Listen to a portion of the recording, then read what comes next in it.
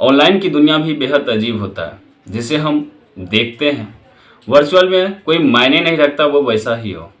आज की क्राइम की कहानी भी कुछ ऐसा ही है। एक लड़का इंस्टाग्राम पे रील देख रहा था। रील देखते देखते अचानक एक रील को देखता और उस रील को देखने के बाद वो उस रील की जो प्रोफाइल था उस प्रोफाइल को खोलता और फिर उस प्रोफाइल में जितने भी वीडियो थे वो सारा वीडियो वो लड़का देखने लगता। सारे वीडियो पे वो लाइक देता। फिर अचानक से उस प्रोफाइल से ही उस लड़की को मैसेज करता। मैसेज करने के बाद उस दिन तो उसका रिप्लाई नहीं आता। 1 से 2 दिन के बाद जब उनका रिप्लाई आता तो फिर दोनों में चैट होता। फिर दोनों की चैट दोस्ती में बदलती है। फिर दोस्ती आमतौर पे जो एक लड़का और एक लड़की की दोस्ती आमतौर पे फिर दोनों की दोस्ती प्यार में बदलता है। फिर प्यार से दोनों शादी करते हैं, जो शादी कहा जाए तो सिर्फ दिखावटी के लिए, जो एक दूसरे के साथ दोनों रह सकें। फिर दोनों एक दूसरे के साथ लिव इन रिलेशनशिप में रहते हैं। फिर दोनों एक दूसरे से जुदा भी हो जाते हैं। अचानक उसमें से एक लावारिस लाश मिलती है। अब उस लाश के ना मरने वाला का पता और ना मारने की कोई वजह थी। फिर उस लाश के हाथ पे जो बने एक टैटू था जो कत्ल के कातिल तक पहुंचने में पुलिस को मदद की। आखिर क्या है इस पूरी टैटू वाली मर्डर मिस्ट्री की कहानी, जानते हैं पूरा इस वीडियो में। बढ़ते हैं आज की क्राइम की इस कहानी की ओर। राधे राधे, नमस्कार, सत श्री अकाल। मैं हूं कोमल यादव। आज की जो कहानी है, इस कहानी का शुरुआत होता है दिल्ली से सटा यूपी के ग्रेटर नोएडा से। यहाँ के बहुमंजिला इमारत, उन्हीं इमारत से थोड़ी दूर पे बसा एक इलाका, जिस इलाका का नाम है बिसरख। वैसे इसे रामायण के युग के रावण के जन्मस्थली भी कहा जाता है। कहा यह भी जाता है कि अक्सर दशहरे के दिन अगर रावण की पुतला, देश में लगभग सभी जगह फूके जाते हैं, लेकिन इस जगह पे आज भी लोग रावण के पुतले को नहीं जलाते हैं। आज भी यहाँ रावण का एक मंदिर बना हुआ, जहाँ पे लोगों को रावण के प्रति आस्था है। लोग यहाँ रावण का पूजा भी करते हैं। उसी बिसरख के पुराना हेबतपुर गांव के तालाब में एक लाश मिली। वो तारीख थी 18 मई 2023 की। उसी बिसरखा के पुराना हेबतपुर गांव के तालाब में एक लाश मिलती है। वो तारीख था 18 मई 2023 के दिन था जिस दिन ये लाश मिली। ये लाश भी लवारिस। अब ना ही इस लाश के बारे में कोई शिनाख्त हो रहा था, ना ही आस पड़ोस के थाने में किसी को पता था। पुलिस वाले काफ़ी छानबीन कर रहे थे। हर एक एंगल से पुलिस इनकी जांच कर रही थी, जो कहीं कोई लाश की शिनाख्त हो सके, जो आखिर ये लाश किनका है। ना ही इस लाश के बारे में कोई पता चल रहा था, ना ही कहीं आस पड़ोस के थाने में भी कोई गुमशुदगी की रिपोर्ट था। अब पुलिस वाले के लिए ये केस को सुलझाना उतना ही ज़्यादा भारी पड़ रहा था जितना ज़्यादा उस लाश को देखने के बाद कोई इंसान घबरा जाता और परेशान हो जाता। वो लाश एक लड़की की थी जो ब्लैक कलर की सूट पहनी हुई थी। अब पुलिस वाले उस लाश को लेकर सबसे पहले तो पोस्टमार्टम के लिए भेजता। पोस्टमार्टम की रिपोर्ट आती है तो रिपोर्ट में पता चलता है कि उसका गला दबा करके हत्या किया गया और फिर उनको पानी में फेंक दिया गया। अब पुलिस वाले पूरे मामला का जांच कर ही रहे थे, तभी पुलिस के जो सीनियर अधिकारी होते हैं वो उस लाश के कुछ तस्वीरें मंगाते हैं। जैसे उस लाश की कुछ तस्वीरें उनके पास आता है तो लाश की तस्वीरें को देखने के बाद वो तस्वीर में देखता है कि उनके हाथ पे एक टैटू बना हुआ और इस टैटू पे नाम था साहिबा। अब पुलिस वाले इस साहिबा नाम लेकर के जो भी न्यूज वाले थे वो सारे में ये नाम छपवा देते हैं कि एक लड़की की लाश मिली है जिनके हाथ पे साहिबा नाम लिखा हुआ। टैटू, एक लड़की की लाश मिली है जिनके हाथ पे एक टैटू है और टैटू से लिखा गया नाम साहिबा है। अब ये साहिबा नाम लेकर के जो जैसे ही लोगों को पता चलता है कि एक लड़की है जिनकी कोई पहचान नहीं हो पा रहा, लेकिन उनके हाथ में एक टैटू है जिसपे साहिबा लिखा हुआ। अब गांव में, उस गांव के अगल बगल के जितने भी लोग थे उस लोगों में सनसनी फैल जाता है कि आखिर ये लड़की मरने वाली कौन है, जिनकी ना ही कोई पहचान हो रहा, ना ही घर वाले की तरफ से कोई रिपोर्ट लिखाई गई है जो ये लड़की कहाँ की है, और ना ही पुलिस भी कोई शिनाख्त कर रहा है ये बॉडी किनकी है। अब पुलिस इसी को लेकर के तलाश कर रहे थे, तभी पुलिस के दिमाग में आता है क्यों ना गांव के कुछ और लोगों से पूछा जाए। गांव के किसी लोग को अगर पता चल जाए जो ये लाश किनकी है तो फिर कुछ ना कुछ जानकारी जरूर मिल जाएगा। अब ये न्यूज़ के माध्यम से लोगों को पता चल चुका था कि एक लाश है जिनके हाथों पे टैटू बनी हुई है।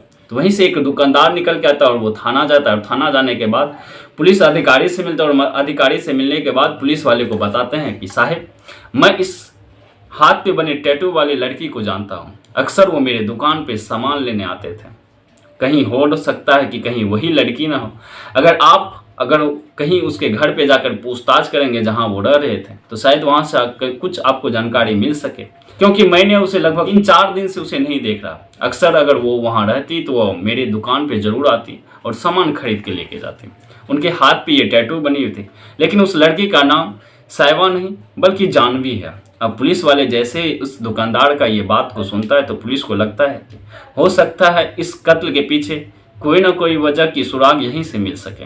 पुलिस वाले उस दुकानदार के बताए गए एड्रेस पे पहुंचता, वो उस जगह पे पहुंचता जिस जगह पे लड़की किराए के रूम लेकर के रहता था। अब जैसे उस जगह पे पहुंचता है तो वहाँ के जो रूम मालिक थे उनसे पूछा जाता है कि यहाँ पे कोई लड़की भी रहती थी जानवी नाम की, जिनके हाथ पे टैटू था। जिस रूम में वो किराए पे लेके रहते थे उसका मकान मालिक बोलता है कि यहाँ पे तो एक लड़की रहती थी और उनके साथ एक लड़का भी रहता था जिनका नाम जितेंद्र था। लेकिन वो लड़का अभी अकेले ही रह रहा, लेकिन उनके साथ जो उनकी पत्नी रहती थी बताता है कि वो 2-3 दिन पहले ही अपने घर गई हुई है। अब पुलिस तुरंत ही उस जितेंद्र के पास पहुंचते और जितेंद्र के पास पहुंचने के बाद जितेंद्र से पूछते हैं कि तुम्हारी जो पत्नी है वो कहाँ है।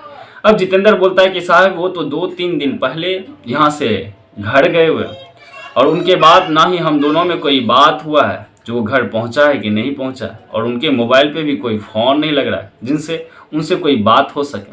अब पुलिस जैसे ही ये बात सुनता है तो पुलिस को थोड़ा शक हो जाता है उस जितेंद्र पे कि कहीं ना कहीं ये जो जानवी है यही कहीं साइबा तो नहीं। फिर उनसे जानवी की पूरी एड्रेस पूछा जाता है, आखिर जानवी का घर कहाँ है, तो वो बताता है कि सर जानवी जो है गाजियाबाद के रहने वाला। अब पुलिस तुरंत ही गाजियाबाद फ़ोन करते हैं, वहाँ के लगभग थाने में पता करते हैं कि जानवी नाम की कोई लड़की है भी जिसकी गुमशुदगी की कोई रिपोर्ट है, लेकिन वहाँ से भी पुलिस को कोई सुराग नहीं मिलता है जो जानवी जो है वो उसकी कोई रिपोर्ट पुलिस थाने में दर्ज की गई हो। अब पुलिस को गाजियाबाद से भी कोई रिपोर्ट नहीं मिला तो फिर पुलिस ने सोचा कि क्यों ना जितेंद्र से जानवी की ही खोज किया जाए, अगर हो सके यहाँ साइबा ना मिले लेकिन जितेंद्र की जो पत्नी जो 3-4 दिन से गुमशुदगी है जिसका कोई अता पता नहीं, क्यों ना इसी केस को सुलझाया जाए। अब पुलिस वाले जितेंद्र के साथ पूरे खोजबीन शुरू करता है। गाजियाबाद ही पहुँचते उस लड़की के यहाँ जानवी के यहाँ जहाँ से जानवी की पता करता है, लेकिन वहाँ भी उससे पता नहीं चलता है कि जानवी घर आया है। अब जितेंद्र को हिरासत में लेके पुलिस उनसे पूछताछ करना शुरू करता है। पहले तो जितेंद्र बताया कि उसे लड़ाई झगड़ा हुआ था, फिर वो नाराज होकर मायके चले गए थे। उसके बाद क्या हुआ उसे कोई जानकारी नहीं है।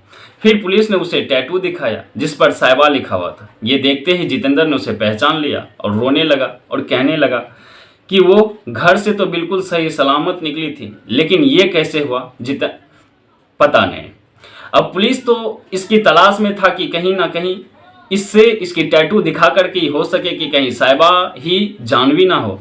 जैसे इस टैटू को जितेंद्र देखता है तो जितेंद्र को समझ में आ गया, तो पुलिस वाले को लगता है कि सारा खेल समझ में आ गया। अब पुलिस वाले से वो छुपने के लिए बताता है कि मुझे पता नहीं, वो घर से तो सही सलामत निकला था, लेकिन रास्ते में लगता है कोई इसके साथ दरिंदगी की और जिनके कारण इनको मौत के घाट उतार दिया। अब पुलिस वाले को इस पूरे घटनाक्रम को समझने में लेट नहीं लगा कि इस कत्ल के पीछे कोई और नहीं बल्कि जितेंद्र ही है। अब पुलिस अपने अनुसार से जितेंद्र से पूछताछ करता है कड़ाई के साथ। फिर जितेंद्र जो सच उगलता है वो सच हर किसी को हैरान करने वाला और परेशान करने वाला था, क्योंकि वो बॉडी जो मिली थी वो जितेंद्र के घर से महज 10 से 15 मिनट की दूरी पे एक तालाब के पास से मिली थी, जिस अनुसार से पुलिस को ये भी शक हो गया था कि इस कत्ल के पीछे जितेंद्र का ही हाथ। फिर जब जितेंद्र से पूरा सच उगलवाया जाता है तो वो सच ये होता है कि जितेंद्र बताता है कि साहब हमारी और जानवी की दोस्ती इंस्टाग्राम पे हुई थी। इंस्टाग्राम पे उनकी रील देख करके मुझे वो काफ़ी अच्छा लगा, जिनके कारण से मैंने उनसे चैट किया और चैट के दरमियान धीरे धीरे उनसे दोस्ती हुई। उस समय हम भी गाजियाबाद में ही रहते थे और वो भी गाजियाबाद की ही थे, जिस कारण से हम दोनों की मुलाकात हुई और फिर मुलाकात हम लोगों की दोस्ती और दोस्ती धीरे धीरे प्यार में बदला। फिर हम दोनों ने अपनी शादी की बात अपने फैमिली वाले से भी कही, लेकिन फैमिली वालों ने इस चीज़ों के लिए राज़ी नहीं हुआ। फिर जानवी और हमने एक मंदिर में शादी की और फिर हम दोनों लिव इन रिलेशन में रहना शुरू कर दिया। लेकिन जानवी मुझे काफ़ी बार तंग करता था कि क्यों ना हम फैमिली के साथ रहे, फैमिली वालों से बात करके फैमिली के साथ अगर शादी करके रहेंगे तो अच्छा ही रहेगा। लेकिन इस चीज़ों से जितेंद्र कभी भी राज़ी नहीं होता था। जितेंद्र चाहता था कि जानवी के साथ वो कुछ दिन समय बिता दे, फिर जानवी को छोड़ करके वो अपना परिवार के साथ खुशी खुशी रहे। लेकिन ये पूरा जब खुलासा होता है तब समझ में आता है कि जितेंद्र का मकसद आखिर क्या था। जितेंद्र बताता है कि साहब वो मेरे उम्र से तकरीबन 13 साल बड़ी थी। हम दोनों का जो एज था वो भी बराबर नहीं था। अब जिस कारण से हम परिवार वाले को ये बात बता भी नहीं सकते थे कि हमने जिससे शादी किया उसका उम्र हमसे लगभग 13 साल बड़े हैं, जिस कारण से मैंने कभी परिवार वाले से बात नहीं की। और जानवी का जो दबाव था परिवार में साथ रहने का, अक्सर कोई भी लड़की हो तो वो ये ज़रूर सोचती है कि वो शादी करने के बाद वो अपने पति के पूरे परिवार के साथ रहे, अच्छे से ज़िंदगी व्यतीत करे, खुशी खुशी अपना पूरा ज़िंदगी को पति के साथ निर्वाह करे। लेकिन यहाँ पे जानवी के साथ कुछ और ही होता। जानवी कई बार अपने पति को से प्रयास करता है कि उनके परिवार के साथ रहने के लिए दिया जाए, वो अपने परिवार वालों से बात कराए, लेकिन जितेंद्र ने कभी भी जानवी को अपने परिवार वालों से कभी भी बात नहीं करवाता। फिर अचानक जितेंद्र को समझ में आता है अगर मुझे अब जानवी के पीछे छोड़ाना, या तो जानवी को इस दुनिया से हटाना पड़ेगा या जानवी को छोड़ करके मुझे जाना पड़ेगा। लेकिन ये बात उसे मुनासिब नहीं लगा कि मैं अगर छोड़ के चला जाऊंगा तो शायद जानवी को मेरे पूरे घर के एड्रेस पता है, हो सकता है कि वो मेरे घर पे पहुंच जाए और फिर कोई ना कोई हंगामा खड़ा हो जाए। अब इस चीज़ों को सोच करके जितेंद्र के दिमाग में आता कि क्यों ना जानवी को इस दुनिया से हटा दिया जाए। अगर जानवी इस दुनिया में ना ही रहेगा तो फिर मुझे ज़िंदगी जीने में कोई कठिनाई भी नहीं होगा। फिर वहीं से वो एक मर्डर प्लान तैयार करता। फिर एक रात अचानक ये दोनों मिलकर के शराब पीते हैं। अक्सर जानवी और जितेंद्र जो होता था वो जब कभी भी पार्टी करते हैं, वो पार्टी के साथ साथ अपने घर में बैठ करके शराब भी दोनों साथ मिल करके पीते हैं। उस दिन भी जितेंद्र ने मार्केट से शराब लाता है और खाने की भी कुछ अच्छी चीज़ लाते हैं। लाने के बाद वो दोनों रूम में बैठ करके एक साथ पार्टी करते हैं। बहुत सारा शराब जानवी को पिलाया जाता है। शराब की नशे जब जानवी पे चढ़ती है वो नशे में वही बेहोशी से हालत में गिर पड़ते हैं। फिर जितेंद्र के दिमाग में आता है कि क्यों ना कत्ल का दिन आज ही चुना जाए। फिर वो एक चाकू उठाता है। चाकू उठाने के बाद वो जानवी के एक हाथ पे कलाई पे चाकू चला देता है। जैसे ही कलाई पे चाकू चलता है जानवी का वहाँ काफ़ी ज़्यादा खून निकलता है, मानो कि वो उसकी दम वहीं चल गई थी। फिर वो उनका गला दबाते हैं और फिर गला दबाने के बाद उसकी लाश को अपने कंधे पे लेते हैं और 10 से 15 मिनट की दूरी पे जा कर के वो एक तालाब में उस लाश को फेंक देते हैं। घटना को जो अंजाम देने वाला समय था वो था 15 मई 2023 के दिन, और घटना के 3 दिन बाद 18 मई 2023 को पुलिस को साइवा यानी जानवी का शव मिलता। और फिर ये टैटू ही उस जानवी की कत्ल की पूरी खुलासा करते हैं। फिर जितेंद्र को पुलिस अपने गिरफ्त में लेते हैं। फिर उनके ऊपर चार्जशीट लगा के उनको जेल भेज दिया जाता है। हालांकि अब इनकी केस कोर्ट में कितने दिन चलता है, क्या जानवी को मरने के बाद भी इंसाफ मिल पाता है या नहीं मिल पाता, ये तो देखने वाली बात है। ये तो हमारी कानून व्यवस्था ही बताएगा। हालांकि ये कहानी यहीं खत्म होता है, लेकिन इस कहानी का जो राय है वो आप कमेंट बॉक्स में ज़रूर दीजिएगा। इस कहानी को सुनाने का मकसद किसी को परेशान करना नहीं, बल्कि आपको जागरूक करना है कि हमारे समाज में कुछ लोग ऐसे भी हैं जिन पे अगर हम सबसे ज़्यादा भरोसा और विश्वास कर लें, कभी कभी उनके लिए हम अपने पूरे परिवार को छोड़ करके भी अगर उनके साथ रहने के लिए आ जाए तो हो सकता है कि वो भी कभी हमारी जान की दुश्मन भी बन जाते हैं। आज का जो सोशल मीडिया का ज़माना आया है, इस ज़माना में जो आपको दिख रहा है असलियत में वैसा होता नहीं है। आप जिस रील्स को देख करके आपको तकरीबन उनकी उम्र की भी अंदाज़ा नहीं लगा सकते हैं उनका उम्र कितना है। जो आज जितेंद्र के साथ हुआ, जितेंद्र जिस लड़की का रील्स देखा, जिन्हें कभी लगा जो वो उनके ही एज के बराबर होंगे, जब उनसे शादी हुई, क्योंकि जितेंद्र उनको जब भी देखा था रील्स में भी या उनसे जब भी मिले तो वो उनके मेकअप से में ही मिले, तो वो उनको देख करके कभी अंदाज़ा भी नहीं लगा पाया था कि वो हमसे 12 साल बड़ा था। लेकिन हालांकि यहाँ पे जितेंद्र ने जो काली कारनामे किया, ये समाज के लिए कलंकित कर देने वाली घटना है। लेकिन इस घटना से आपको क्या सीख मिलता है, आप क्या सीखते हैं, ये आप ज़रूर बताइएगा। फिर मिलते हैं कल एक नई कहानी के साथ। आज यहीं तक। जय हिंद, जय भारत, वंदे मातरम।